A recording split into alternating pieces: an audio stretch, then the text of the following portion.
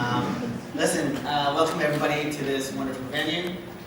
Taking your time to come and see the GreenspaceNI Map Launch. So my name is Santiago. I'm the Deputy Head of Business Development for Urban Survey in Northern Ireland. I'm also a member of the Strategic Outdoor Recreation Group, which is the key stakeholder for this project. And I'm also the chair of the GreenspaceNI Mapping Steering Group. So welcome everybody today. As you saw from the video, very snazzy the video, it's always tough to follow up on, but the significance of the map can't be understated. This is NI's first digital map of all accessible green space and off-road trails using refined data sets from over 20 organizations, as indicated there. It is a game changer for green space planning going forward throughout Northern Ireland. And I want to say a big thank you to everybody here, particularly those who have helped develop this green space mapping project. And these organizations are obviously here in the audience today, so thank you for that. As you can see, we are at capacity here. It's 115 people in the room representing all councils, key government departments and agencies, charities, and universities. So this event is being recorded. For those who can't join us today, they can see this at home. Just a few things, key information that we'll show today, for instance, the map viewer, the dashboard and story maps, they're all going to be accessible and available from the Outdoor Recreation NI website, which can be accessed by the QR code there on the screen. And I would encourage you to join us on social media, using the Twitter hashtag GreenspaceNI Map, as well as tagging Outdoor Rec NI, which is there. So, one more thing, after all the presentations, there's going to be a photography. So all those who have been identified for the protocols, we can meet at the stage after the event. That'd be great. So, just a quick thing around the running order. So we're going to start off with why the map is important. So we'll have speakers about that. What the map tells us. So we'll go in depth around the key insights. What the map can be used for instance, applications and demonstrations of these applications. And then a panel discussion with critical stakeholders and future users. Then at the very end, there will be an interactive session for attendees like yourself to try out the map and see how useful it can be for your own use cases. Let's see, GreenspaceNI Map, that would not have been possible without the Strategic Outdoor Recreation Group, investment into the outdoor recreation Northern Ireland, specifically from DARA and DFI, who are here as well. So I would like to invite the following speakers to talk about the importance of this map project, specifically Maya Taylor from Connecting People and Nature team in NIEA, and Lee Cowan from Active Travel team in DFI, and Chris Scott, the Operations Director for Outdoor Rec NI. Could you please come up on the stage, please? Thank you.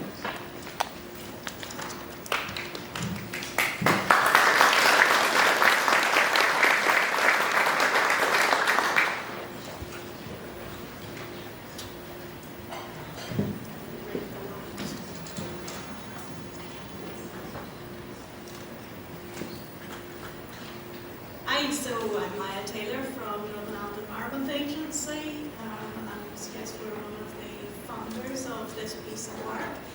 I've been asked to provide a bit of the strategic context for this, and just to start with, we want to see a bit of the history of why we're not here.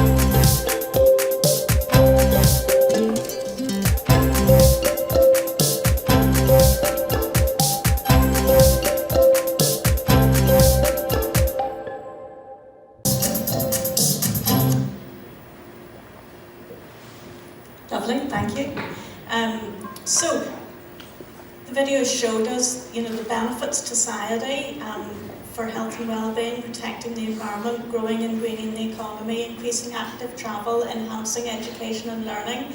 This is the what outdoor recreation does for us, and behind that we identified really that need for what do we have, where is it, and where are the gaps. And so Northern Ireland Environment Agency and the Department for Infrastructure, on behalf of the cross-departmental group, Strategic Outdoor Recreation Group, provided the grant aid investment Outdoor Recreation NI to create this Greenspace map to be used as an analytical and planning tool to help realise the benefits of accessing the outdoors and to help us all plan for the future. So the aim of this GreenspaceNI map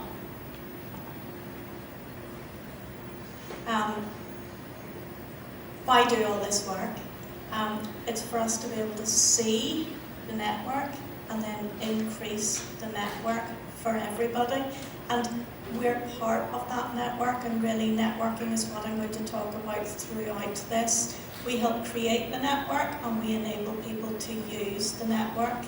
Now, strategic context might sound a little dull, okay? So I've got a ball of wool and we're going to create our network.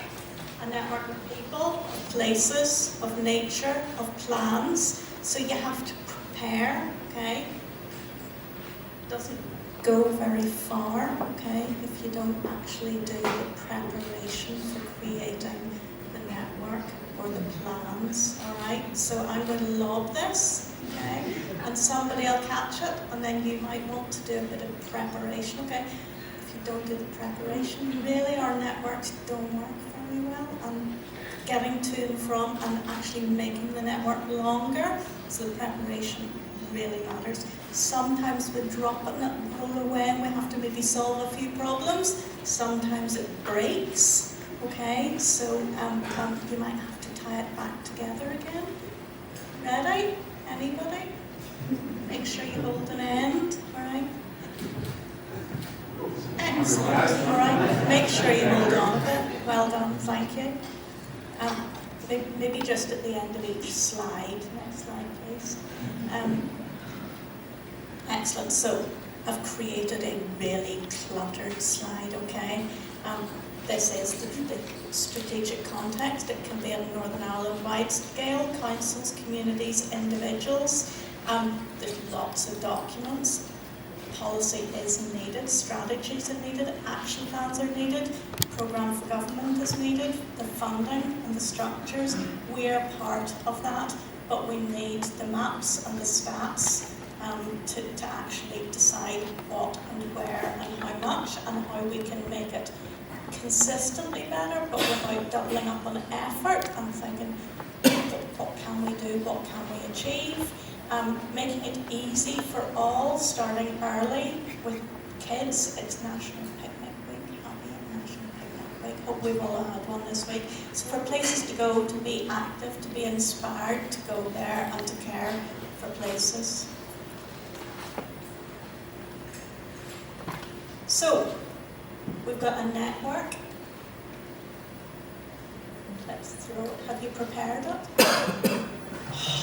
You see COVID, sometimes even during COVID, it slowed down, so prepared now, lob it to somebody else now, that's great. Hold a bit. Stay part of the network, don't leave the network. Don't leave. And next preparation, lovely, okay. So, during COVID, I started going out and back again after, about 20 years, and it was lovely because the roads were quiet, okay? When COVID was over, the roads got busy again, so I wanted to go to spaces that didn't have cars. So people, places, nature, the off-road places, and by connecting those together and engaging people with their local green spaces, we have those opportunities for better health and well-being, for active travel, community connectivity, growing and greening the economy, better air quality, connections to nature, and nature recovery networks will form part of that, and nature-rich, appealing places for each of us to live every day. Next slide, please. We are part of the network of people, for people. A little bit of the history we saw in the original document. Thank you, well done. We had the Outdoor Recreation Action Plan for Northern Ireland, Strategic Outdoor Recreation Group, but all of the time, every single last one of you here today, and all the folks then that will watch this back online and think, what do we want to do next? The map of publicly owned land took a while. The IT wasn't there, and then the IT grew. We went to a conference in England by the Outdoor Recreation Network across the UK and Ireland, and came back and thought, we need a GreenspaceNI map that is like that has been created elsewhere. So Elizabeth, John, Emma, and all of you have done the significant work in here. When we did the Outdoor Recreation, People, Nature and Health piece of work, that really was identifying what was missing in terms of policy and in terms of procedures, and particularly in terms of places on the ground, but we didn't have the statistics to go. And so we, next slide, did the people in the outdoors monitor Northern Ireland, the survey, which hopefully we will repeat again in the next couple of years.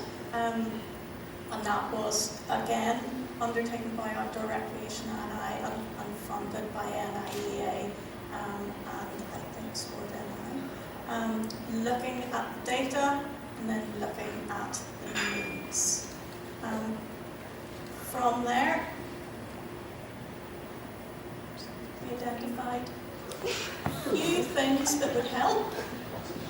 Some of them have happened, and some of them are still to happen, so we want this as a consistent way to move forward with all the people in the room, all the people online, consistent targets, joined up strategies, policies, mapping out this network of people for the future, to have an annual increase of households within 400 metres, or an annual increase of households that have green space within 400 metres of publicly accessible green space or off-road trails. So it's proposed for the environment strategy. It's in a variety of other strategies that we've done, but it's us all working together that will achieve that. To be used for public bodies, community groups, especially landowners, to look at it, see the gaps and fill the gaps. It'll be made freely available on Spatial NI, on Open Data NI, and on occasions then on Outmore NI, which is where you can go and look and see if you want to go for a walk, what you might see when you're there. In terms of, next slide please. Just this is the final one. Again, it's a network for people, and it's made up of people. A network of places, so nodes and routes between them, a network for nature, and the plans that we have. And this evidence base together, every one of us, for us to see that network and to increase the network, and to keep going and to keep remembering this is why we're doing it, and to be really pleased that you've been part of that journey. And if you could hold up, how's our network? Where did it get to? Can you hold up the network? Well done. And do people feel they're close enough to that network yet? I think that maybe that corner over there doesn't feel close enough to the network, so you know that's where we would maybe want to work next. All right, thank you. Pass it on to Heidi.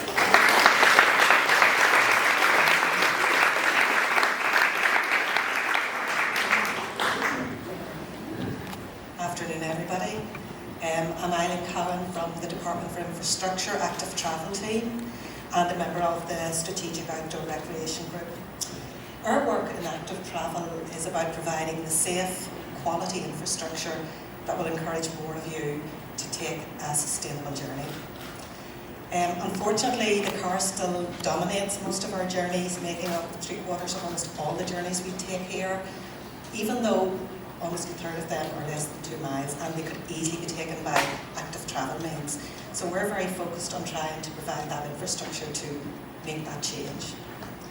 So we're very keen to have reliable data that was delivered through this map, and we jointly funded this project with DERA to deliver that map. This map will allow us in the department to recognise the gaps and to be able to forward plan in a strategic and collaborative way with our partners in delivering that infrastructure. We've cited from Maya, she's covered all the benefits of active travel, so it's well known how many benefits there are. There's many, from the environment to our health and well-being. And the digital map does demonstrate that there are inequalities there. So this is a good basis for us going forward in trying to identify the gaps, prioritise and plan strategically in the future. So I welcome the map, I will be using it, I will be asking our partners to use it, and I look forward to the routes increasing and those green fingers joining up so that we can all have more access to active travel routes. Thank you. Eileen. Hi everyone, my name is Chris Scott. I'm the Operations Director with Outdoor Recreation Northern Ireland.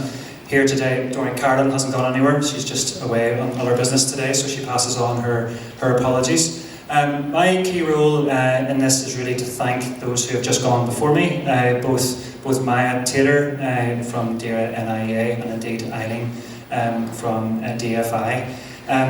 This is a fairly innovative project to say the least, and innovation always brings two things that funders don't like.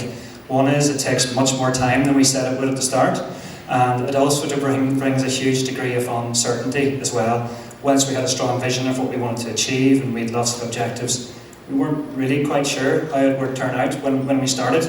That sits obviously very uncomfortably with public sector funding, so I think that the funders deserve huge credit not just for the funding that they brought, but also for that trust support throughout the entire project. That's massive added value that they brought to that, so thank you both for that. Indeed, I would like to probably quite regularly break protocol, so I'm going to do it again today, but I would also like to thank particularly Maya herself. I'm always a great believer in the phrase that organisations don't have relationships with organisations, people have relationships with people.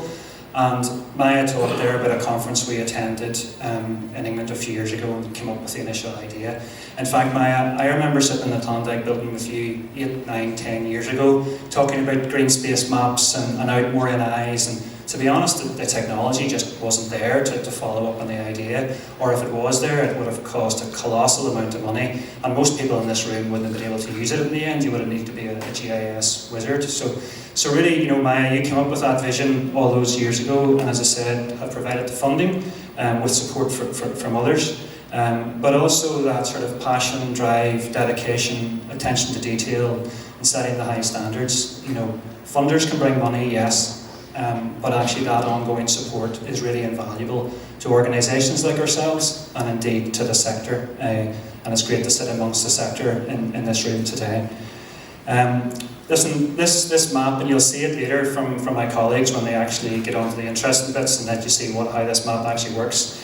But Orkney is nearly 25 years old now all of a sudden, and really very much was an organisation built on passion. We want to get people outdoors. And for years we probably just shouted at people, it's good to get people outdoors, get them outdoors, let's build lots of things, let's do lots of things. And listen, we went a long way, we've come a long way doing that. But what this map provides us is a lot more than that. So I would argue that we were pretty good at the what. We knew what to put on the ground, what trail, what master plan. And we were pretty good at the how, we knew how to do it. But this map really helps us provide now the why, the where, and the who. So why should we do something? It gives us the maps and the stats, like Maya just talked about. Where are the gaps? Where are the priorities? This is what this map is going to provide. And who is going to benefit? that makes us as an organisation and makes you as a sector in a very powerful position. That now we all have our passion and our desire to affect change in Northern Ireland, but we also have the data to make really quick, timely and informed, efficient decisions moving forward. So let's all work together to really make this map sing and dance. Help us with our funding applications, help us with our strategies, help us with our master planning, help us right down to things like trail design moving forward. So really get on board and get involved in the process. I always feel somewhat of a fraud standing up at the front of rooms in meetings or in launches like this representing outdoor recreation in Northern Ireland. And I'm glad that my colleagues, Elizabeth Annett, Emma Taylor and John Hewitt, and you'll notice I mentioned John there as a colleague from Geolytical, because he's very much felt like part of the team throughout this whole process. I'm glad they're going to get an opportunity now after we sit down to really show you the hard work that they have put in over the last number of years. Really it is now. I refer to them as the A-Team, and as I look around the room, there's probably enough people in the vintage that remember the A-Team. If not, you can look it up on Netflix later on. But the A-Team always sort of, they were hero vigilantes, and you'll remember about halfway through each episode they got locked up by the bad guys, and they always got locked up in this shed that had like 4 hubcaps and a roll of duct tape and a bit of scaffolding and a broken lawnmower, and at the end of it they always burst out in their tank and saved the day. And I kind of feel that's what Emma, Elizabeth and John have been locked in this shed for the last 2 or 3 years, working away incredibly diligently, quietly, confidently saying, don't worry guys, it's all going to be okay, this map's going to work and it's going to do this. So I'm really glad today that they're able to burst out in their tank any moment now and show us how this is all going to work. So listen, thanks very much for your attendance today, and I'm delighted now to pass back to Rico, who's stamping his feet because I've gone way over time, and I'm looking forward to hearing the presentations from John, Emma and Elizabeth and really showing you how this thing works. Thanks very much.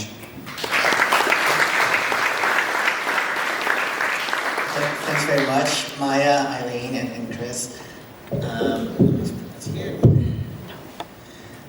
So it's really important to note that this map can be used for making progress towards these unified goals that we have, but it's also important for measuring this progress over time as we work together collaboratively. So I'm going to invite Emma Taylor, who's the GIS technician for the GreenspaceNI Map, as well as John Hewitt, who's the GIS architect for this, and they will talk to us about the key insights from the map and what it can be used for. So John and Emma, oh, sorry, there, come on up.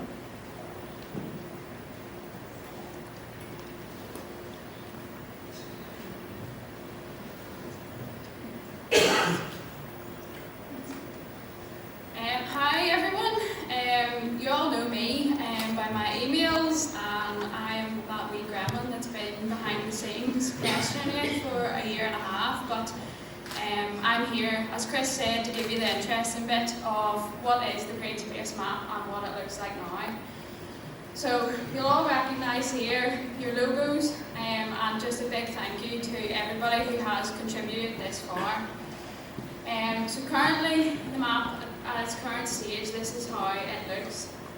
Within this then, we've got just under 100,000 hectares of green space.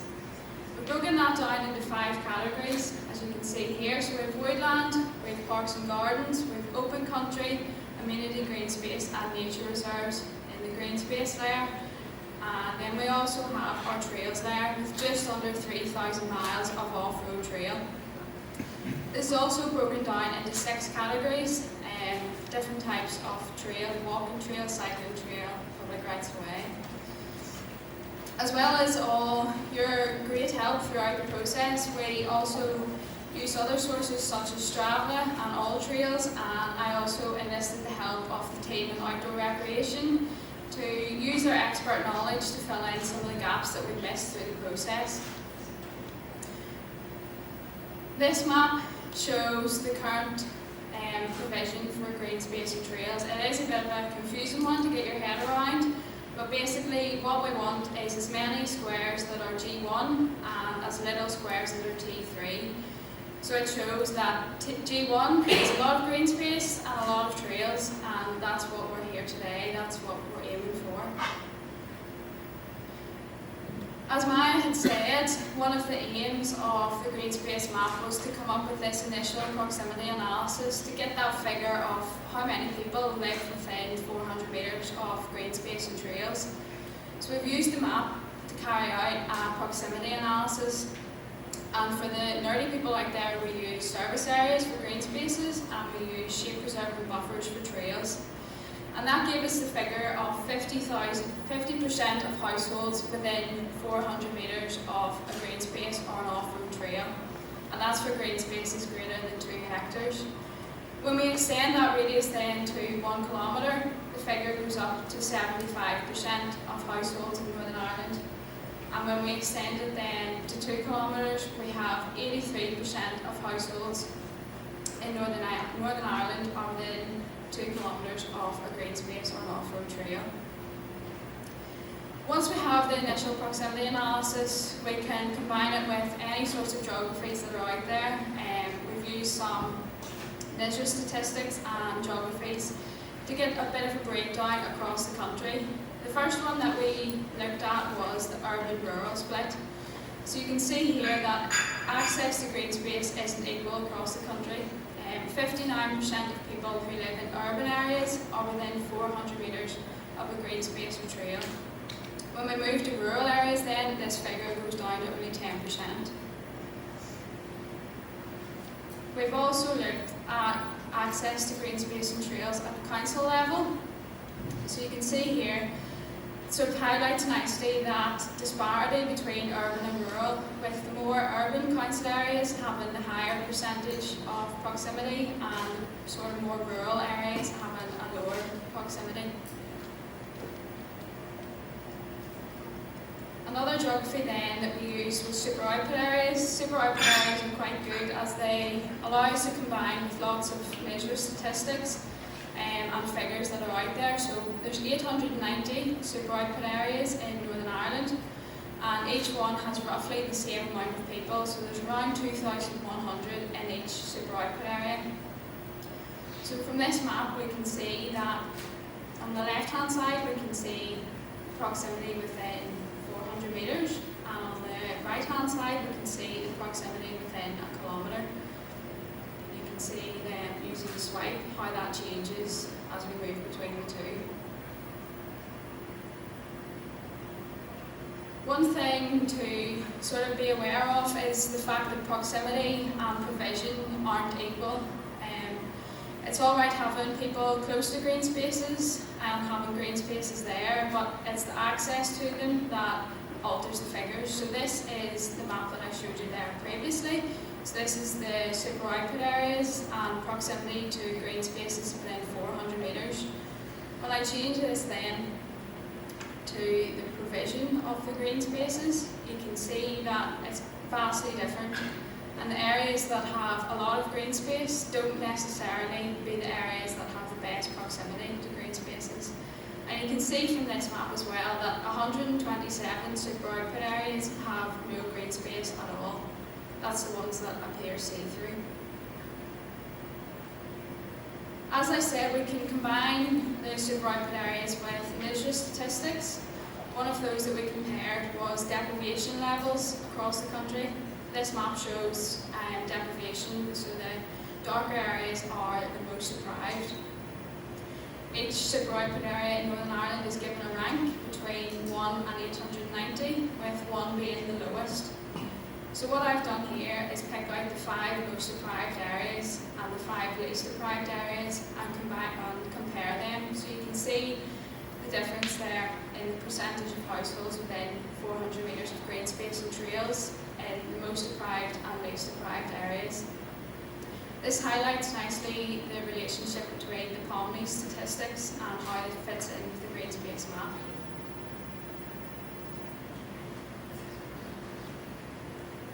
So once we look then at a closer level, so we've been zooming in from Northern Ireland wide to urban and rural, to council areas, to super output areas, but it's good to take a look at things at a local example, and here's just a couple. So this is an area in Derry, and on paper it is a green space and a trail, and inside the blue line is a super output area. So 100% 100% of addresses in this super output area have access to Greenspace and Trail.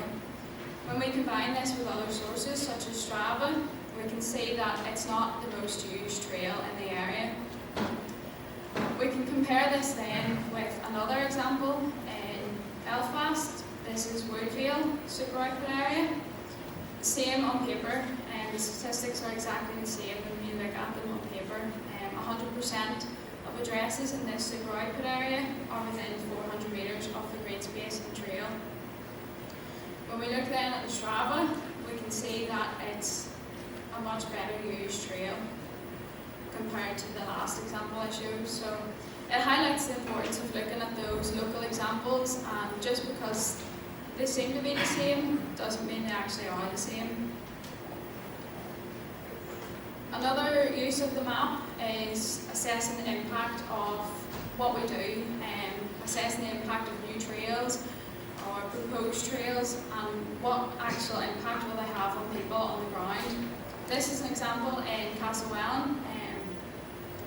This shows the addresses before the trail was created, and then the blue addresses are those who have been directly impacted by the creation of a new trail. So they're within 400 metres of the Bunkers Hill Trail.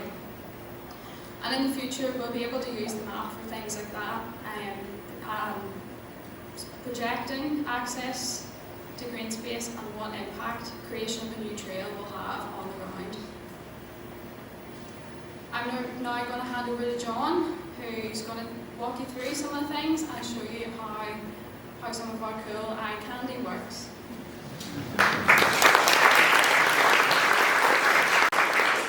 Good job, Evan. Thank you. It's lovely to be here today. It's been a privilege working on this project with Elizabeth, actually. It's my fun job to show you some of the eye candy. It's not me, not the eye candy, it's going to be up here. So let me show you first of all, this is our map viewer. So I'm going to show you our map viewer in the dashboard. As you saw, there's a disclaimer statement that comes up as you go into the map viewer, just to tell you the usage constraints around it. So there's our map.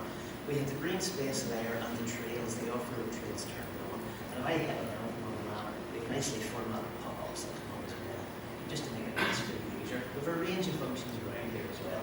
And one of the ones, actually, the first one I'll show you is if I go to this one here, it'll show me green space in the ND. So if I go to just go to Armagh, and I'll go to the Planetarium, which is where we are, of course. Fantastic, so very nice today. Oh, thank you, that's better. So I've gone to Greenspace near me, and this function just immediately tells you, based on where you are or where you want to be, wherever you click on the map, it'll tell you Greenspace and trails in your area. By default, it goes to 400 metres. So you can see it's listed out 3 trails. If I then extend that out, I can put that up to 5k. So if I go more to 2k, there you go. So there's 18 pieces of green space, 4 trails that are in my area, and it'll show me on the map where that buffer is, and I can click on that, and I can go down and pick up maybe a piece of green space I'm interested in. Zooms right into the map, and then gives me some more information about it as well.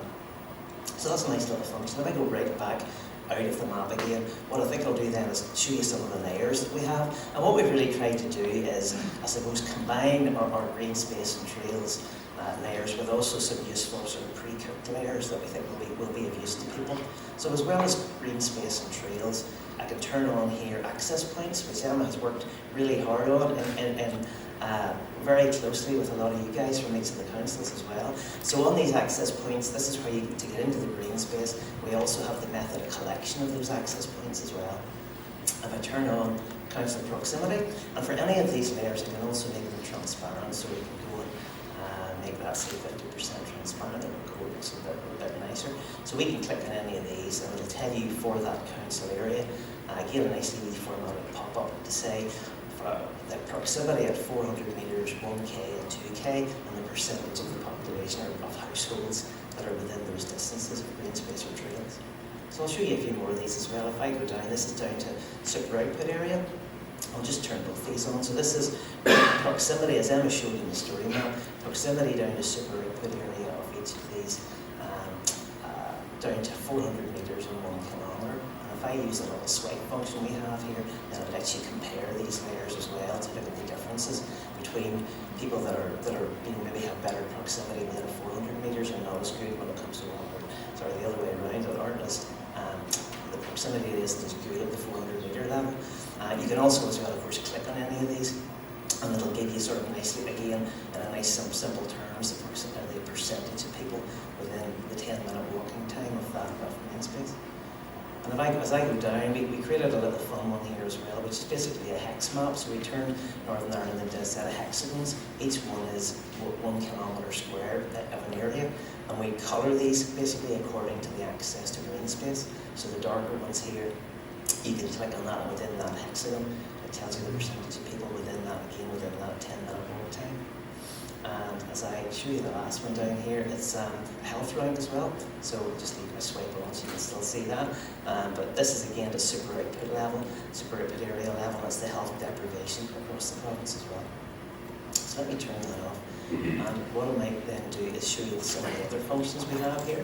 So if I just get rid of that little one there, and maybe some of the more detailed functions that might be useful for the likes of a community group who want to build, sort of want to create a trail. So if I go to my little bookmark here of Castle Realm, and I'll turn off the layers that I had turned on there. If I turn on my green space, then go into Bunkers Hill again, like Dennis showed on the story map. I could also add in data. So say in this scenario, maybe I'm a community group, and I want to try and build or create a community trail in my area. So I could add in Bunkers Hill into this. It might be something I've digitized using an app on my phone to show, well, here's a potential trail where it could go, and here's the route of that trail. And I could also then use tools that help support maybe the case for creating that trail. So I can create little areas really to tell the story of how I want to represent this trail. And I can create some text as well, say maybe trail start. There's where it starts, and create a map that I can then print out and maybe use to build that case, and turn on some of the layers that I've shown you before, like the health ranking there. That again I'll make transparent, but it shows that there's relatively lower health deprivation in the area neighbouring that trail, which might help to build the case as well. So that's potentially how I suppose it might be used at that local level. And as I say, we've added as many useful functions in really as we can. We've also got a little user guide up here, so in the top right we're guiding people through how to use the viewer, and there's also a page that has a user guide online for people too. So that's the map viewer, and now if I quickly move over to the dashboard, this is really the same data, but we're showing it in a dashboard form. As I pan and zoom around the province, you'll see the total trails distance on the map and the total green space area refresh. We also have some information down here on those summary statistics. And I can click on these pie charts. So these both show the green space and trails by type. And as you see, they also filter the map. So this is just showing me the public open spaces, for example. Or if for trails, say I just want to see walking trails, I can click on that as well. Something I'll show you at this stage as well is if I go to the base mapping. So of course we have the orthophotography as well as Osni Fusion. And a big thanks to Rico and the team in GreenspaceNI who have been absolutely fantastic, setting us up very, very quickly with all the base map and really doing whatever we needed, so much appreciated.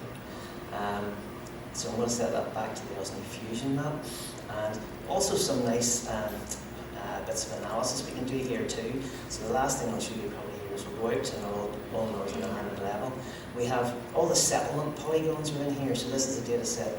It's also called the urban-rural classification. So it's basically all these grey areas are somewhere where more than 50 people live across the province. So what I can do here is these sliders will all help me sort of tell a story with this map. So this slider here shows the percentage of people within 400 metres. If I lower this percentage, you'll see that the settlement areas on the map filters down, and you'll also notice on the bottom that this list is containing that filtered list. I can do the same here. So I have 3 sliders that work together. This shows the people that live within 1 kilometre, and this is within 2 kilometres. So I can use all these together, and it continues to filter down. So in this case, we have pretty lower proximity at the 400 metres, 1 kilometre and 2 kilometre, and here are the areas concerned. So I can go to any of these, or I can search on them as well, and look maybe at that area at a more detailed level. Some of the things we can do as well, are supposed to support analysis, is that we can turn on things like deprivation. So there may be return on health deprivation. Then I can use these sliders up here to say, okay, well, actually just show me lower health deprivation across the province. And again, it'll filter those areas to just show me where health deprivation is lower. So again, help them to build a picture. And also we have general deprivation as well. So we turn off health deprivation, then we can just show where general deprivation is at the lower level too. So that is pretty much the dashboard. One final thing is, as I zoom in, pan and zoom around the map, we've got a table at the bottom that shows proximity by council areas. That refreshes. You just see the council areas that you were within on the map as well. And the very final thing I might show you is if I just get rid of all these filters. And this is for really a big thank you to everyone that we opened this up to some friends and shall we say associates over the last while, a lot of them were in this room, where they tested it out for us and came back with really good feedback, and we actually, it was such good feedback, it either fixed issues that were in there or suggested enhancements that were so good that we just did because they were good ideas. So a big thank you to all those people who provided feedback. And I just want to show this one for Andrew from Fermanagh and on the council to show that Fermanagh, or Enniskillen is now one of the settlements because it previously wasn't there. So Enniskillen is still there. Thank you, Andrew. And yeah, that's the demo of the map viewer and dashboard. And one final thing I'll show you is Spatial NI. So this is the Spatial NI viewer. So if you now do a search for Greenspace, you'll get up the trails and Greenspace layers and the access points, and you can add them to a map inside Spatial NI as well. So again, thanks to the Spatial NI team for that. Thanks for your time. Yeah, that's back to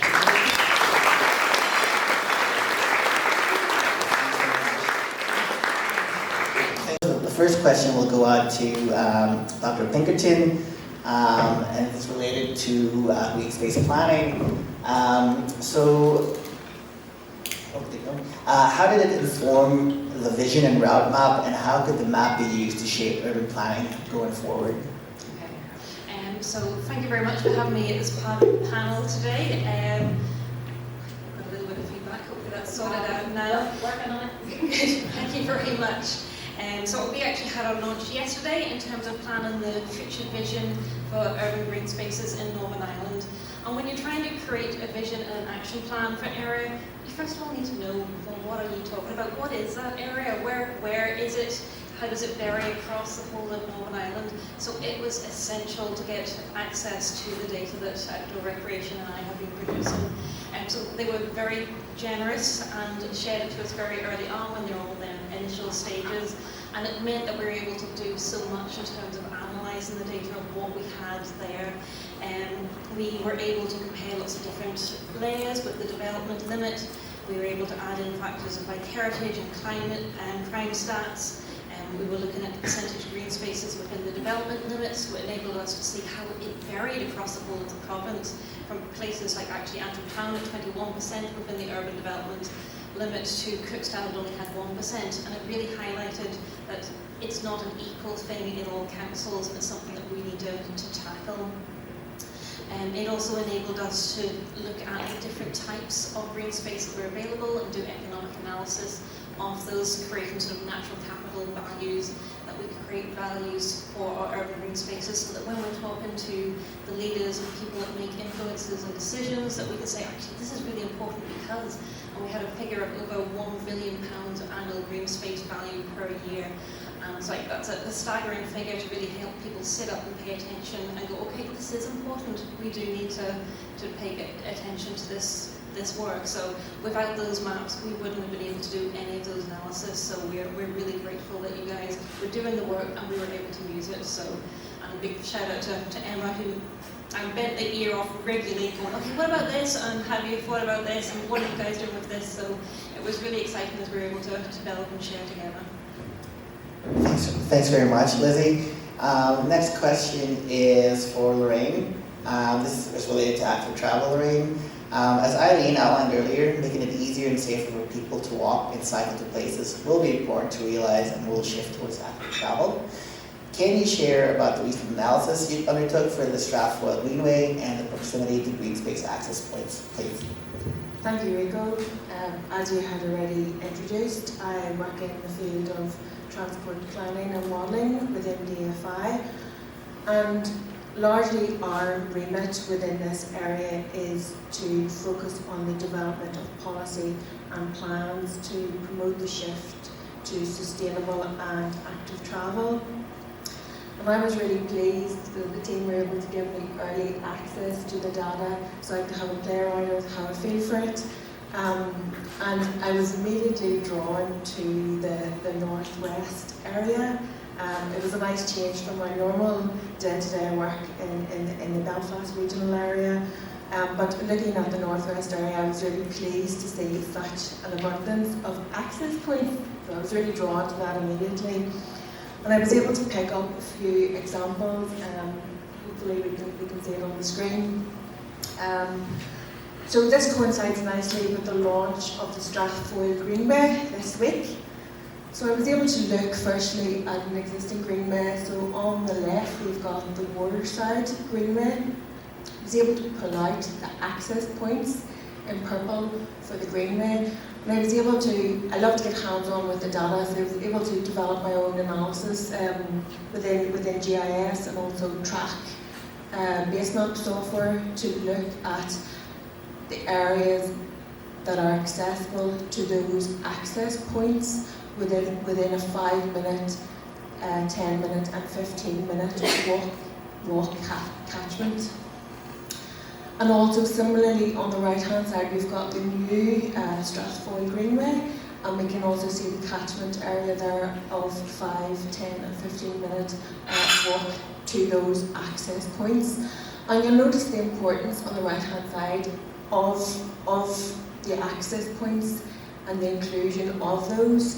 So you'll see the gap in the middle of the screen, and that's the Oak Grove Integrated College. There is actually access on that site. There's a trail leading to the Greenway, but that is private access. Each of the other access points are public access. So if I ran that analysis again for the school, we would see that whole area is accessible to those pupils, but publicly that's the catchment otherwise. So we can bring that down further, and we can look and we can say as a department for the Strathfoyle Greenway overlaying the pointer address and business addresses. There are 1,179 pointer properties within that area, and over 1,000 of those are residential. So we can see the impact of that directly and positively, and we use this data to build upon that network and to look at where we have, as I have mentioned, gaps in the network and also gaps in those access points as well. So I would encourage all stakeholders out there, if you have any access points that you're willing to contribute to the GreenspaceNI project, to do so. Thank you. Thanks very much, Maureen. The next question is for Lisa, and this is looking at a council outdoor recreation perspective. So the councils play an enormous role in creating and maintaining green space and off-road trails across NI. How do you see your council using it to shape and inform future green space and outdoor recreation provision? Thanks, Rico. I actually feel like a bigger frog than Chris sitting up here, because I'm a very small cog in a very large machine when it comes to council. So for Mid-East Antrim, our council, so according to the statistics in the Greenspace map, we have 48% of our population are within 400 metres of green space. I would say mostly because we're a very rural council area, so we have lots of obstacles when it comes to getting the rural areas connected to the green space. We actually this Thursday have our next community plan workshop, and that's looking at our community plan, which is putting people first, which is up until 2032, so it was launched in 2017, so it's a 15-year strategic plan. And as part of that, we had strategic overlaps. So one of those was for good health and well-being, and as part of that, we looked at green space, greenways, blueways, connecting the existing highway to health, and also then looking at ways to get people outdoors. So as part of my remit in outdoor recreation is to do that. We also have the environment, and again it's looking at active travel, so this all ties in quite nicely. And then sustainable jobs and tourism as well fits in within council remit as part of the strategic part of the community plan. So it all ties in very nicely, but it's how we develop that. So for example, when funding comes up for something like small settlements grant, it's looking at how we connect communities through active travel. So at the minute we've got a project from Cullibaggy to Gogorm Greenway, which will tie in both two small villages, small settlements, but also then there's will be access points for local residents who are slightly in the more rural side of those. And then also when we're looking at the local development plan to 2030, so the draft PAC strategic plan, there's two new policies in that which are right up this planning level. So Greenways is a new policy and OSL 2. So basically the Planning and Appeals Commission strategy supports the development of greenways and looking at also then planning applications favourably to be able to develop those greenways and blueways. I think a lot of people in the room here know what it's like to try and jump through the hurdles to get planning approval. Quite rightly so in some instances, and sometimes it just feels like there's a lot of red tape together. And then also OSL 6, which is community growing spaces and allotments, which is another new policy. So again, it's looking at how we can get people to those green spaces. The new plan is going to work very favourably in my job.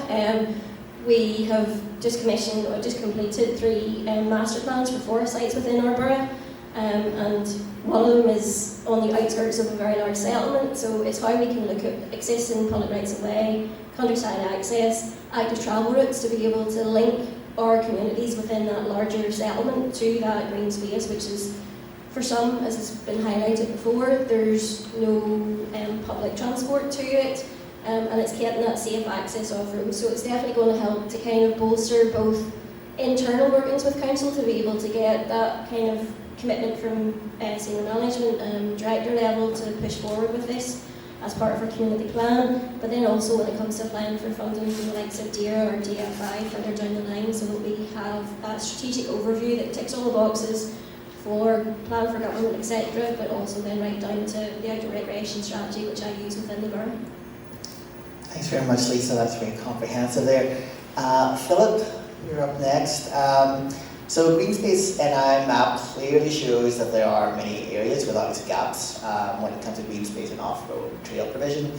Community trails in rural areas have been a fantastic solution for many communities to connect with and move in their local green space. How can the map inform community trail plans in the future and achieve better parity of access for people living in rural areas? There we go. Thanks for that. Yes, you're right. Community trails are really a fantastic solution to help to increase access to green space. And as you say, to try and reduce that disparity between the rural areas and the urban areas throughout Northern Ireland for that access. I think we've seen statistics earlier where it shows that within urban areas, 59% of the population have access to green space, and that compares to 10% within rural areas. So that's quite a stark difference. Whenever you think about that, only having 10% of rural areas, whenever you have so much green space around you that it's just not accessible. Community trails are born out of a community need to access that green space from their doorstep. And it's that need that drives us to deliver on those. And the process of planning community trail planning is looking at the delivery of community trails strategically and saying, what are we going to do within a community area, within a district electoral area, local government area over the next 3, 5, 10 years, what are we going to deliver to try and improve that access. And that planning process at the minute, we've been doing for probably about close to 10 years now. And it's quite a resource-heavy process for us.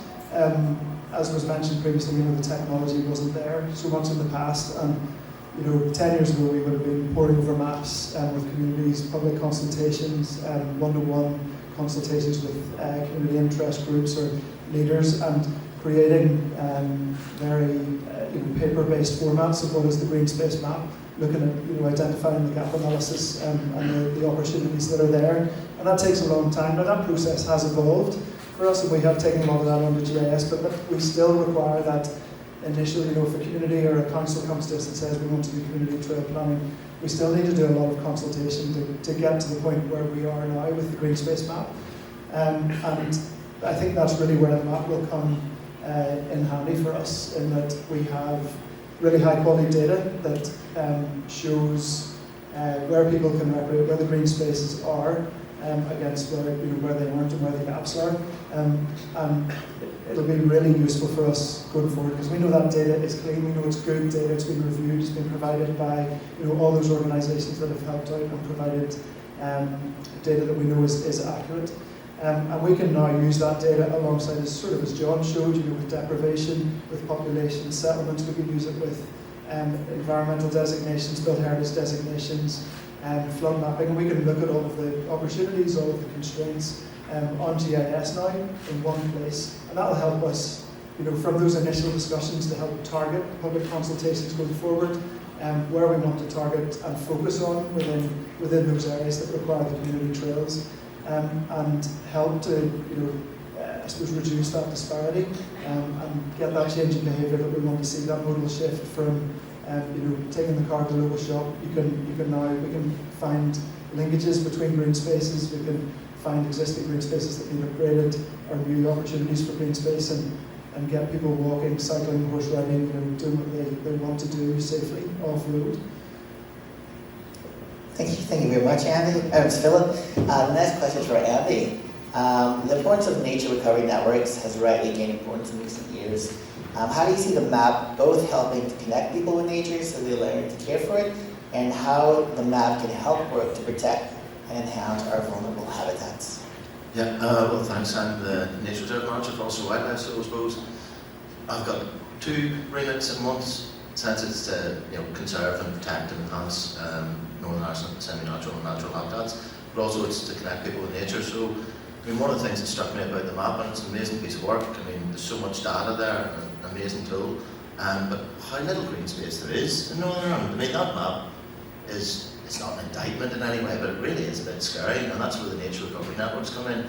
We're in an extinction crisis, we're in a climate crisis, so the map helps in the sense that we know where access is, we know where access should go, but also we can balance these things against the nature recovery networks, which is basically the principle is following the Flodkin principle, which is bigger, better, and more joined up. So it's about connecting habitats, similar habitats, but also lots of gaps. An awful lot of our wildlife is gone in Northern Ireland, but it can recover. An awful lot of our habitats are gone, but it can recover. And if we're going to make a difference, tools like this, are going to help me as a land manager.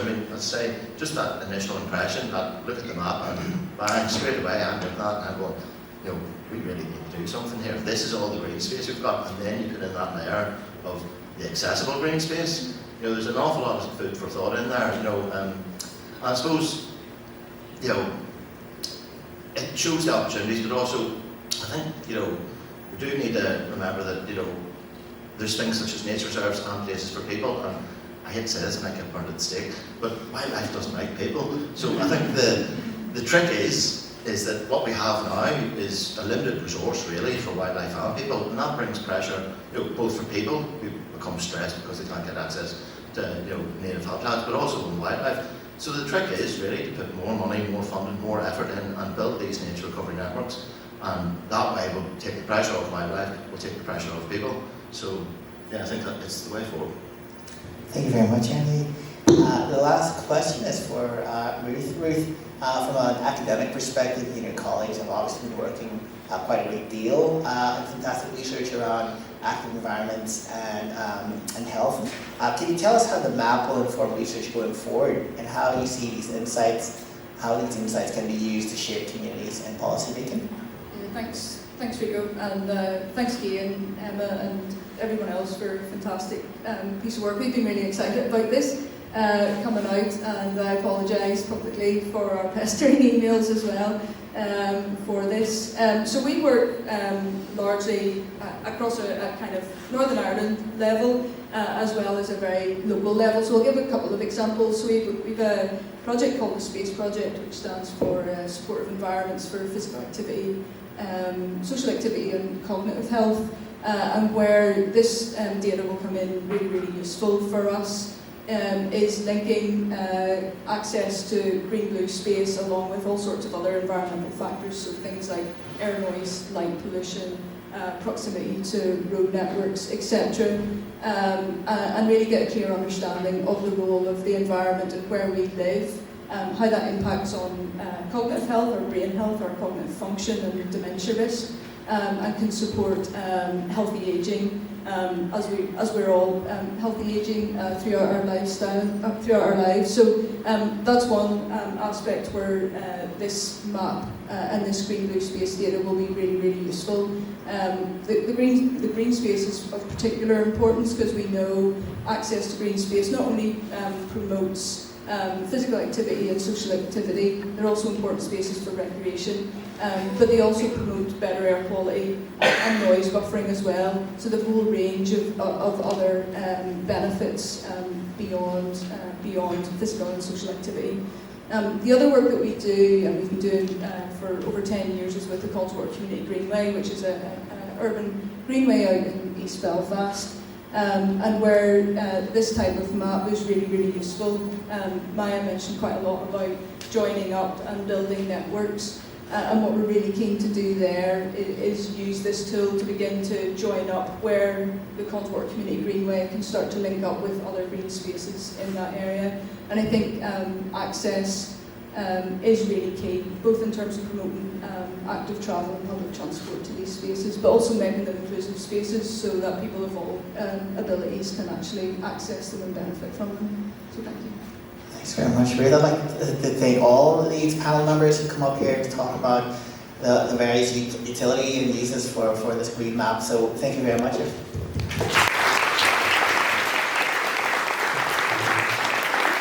Serving Northern Ireland for all your assistance. You've been really, really generous with your time and with your resources. And without you, this would not have been as good as what it is. So I think kudos to you. This launch event is not the end, it's the beginning. And it's fantastic to see you all in this room representing so many important players going forward. However, the map is only as useful as the information and the data within it. And so as we go forward, we want to keep adding more data into it so it becomes even more useful as a planning and analytical tool. And so behind there are some building blocks that I think are really important going forward and that we will be focusing on in the months and the years ahead. So first off, in terms of training, we want to give you confidence in using this map. So there's going to be training on using the map viewer and the dashboard in the autumn time. And that's all around how community groups, how public bodies, how landowners can access the data, conduct lots of really interesting analysis and produce outputs. And then secondly, we have access for all the data suppliers to the ArcGIS system. So that allows them to go in and to add and edit data in real time. And that's the beauty of this tool, is that if something changes or something new comes onto the ground, we can add that and that's reflected in real time. We can add lots of other really interesting data information points, which I'll come on to in a little in very soon time. So the last thing then that we would like to do is offer training and help around assessing impact of green space and trails going forward. So part of that is around understanding the impact and monitoring impact at the moment of existing green space and trails, but also trying to forecast how new green infrastructure, how new green space and trails can bring impacts, or how many households they would bring within the proximity measure that we have, and what other kind of benefits we would have around health and deprivation, etc. And then our final next steps are around adding useful data. So as I said earlier, this tool becomes even more useful as we add data to it. So we're focusing on adding all access points. At the moment we have access points to all green spaces above 2 hectares. We would like to have all access points to all green spaces and to all trails. I think Lorraine pointed out that it's really, really beneficial to have that data in there in terms of understanding connectivity between households, to green spaces and trails going forward.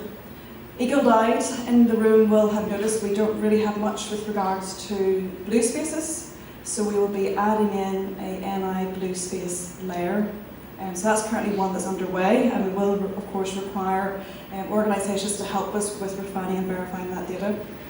And then there's an important piece around looking at the quality and the accessibility of all green spaces and trails. So at the moment, the map speaks very well to the quantity and to understanding the amount that we have, but actually there's lots of data that we will be adding in the years to come around scoring the quality of those green spaces, because not all green spaces are equal in terms of their quality, and they're not also equal in terms of their accessibility. So we'll be adding in lots of data and information on that. And really, having your continued input is going to be important in that. And this is not just something that Outdoor Recreation Northern Ireland is working on. It does involve all our partners and collaborators to come along with us on the journey. So we look forward to working with you in the future. Thanks for the invitation, and I was really struck by what's been displayed today. A great innovative tool that will be used as an evidence base for future decision making. So there's a lot of people who made this happen. I'd like to thank the funders, not thanking myself or NIA, but NIA, DERA and DFI for funding it. Also, the importance of the data providers who provided the data that contributed to the tool, as you saw there, a range of departments, councils and environmental NGOs, non-government organisations. Also, importantly, the creators, of course, of the tool itself, the project team, as we saw some today, John, Emma and Elizabeth. And of course, we have to thank Rico, our host for today, who was part of the OSNI team and the steering group for the data for the map. We also have to thank SORG and their members, the Strategic Outdoor Recreation Group, for having that initial idea to make it happen, and also then the commitment and drive to make sure it's delivered. And I'd like to thank Maya for playing a key role in that. And I think that's the key. It was the initial thoughts and steps were there to make it happen. And as has been already said, this is only the first step. You know, the use of this map is vital. And that's where all of us in this room play a part and will be involved in this. It's going to be involved in developing policies, influencing legislation, so that's both within government and council organisations. It's also going to be pivotal to planning, both in terms of the planning process, but planning future developments. And then it's that development of new trails itself, new access routes, and indeed, as we will learn in the future, as quality is put onto the map, actually improving what we already have will be key as well. Also, it'll be key for our communities and public. They can see what they have, they can see what other people have, and it's also up to the communities and public to influence their local representatives, departments, communities to say, you know, this is what we would like, this is what we would like in our area. So key for everyone, so you can see how everyone is going to have a role to play in actually developing this and increasing the network of public space available. So with that, I think I'd just like to again thank everyone. Hopefully if you have any questions, the people will still be here, you can nab them on the way out, but thanks for all your participation in this. Thanks to everyone who's contributed, and main thing is use it for the benefit of the future in relation to your outdoor spaces. Okay, thank you. Speakers, the users, thank you. All the people who will end up using this hopefully, and people who have contributed to the project. Speaking of users, you can again use the QR code up here, and there will be an opportunity to use some laptops that are around to start playing around with the data, playing around with the map. I would like to certainly remind the people that are coming up for the photos, I think maybe meet up here in the front. And apart from that, again, thank you to everybody, and please feel free to enjoy the rest of your day. And will I pass it back to you now?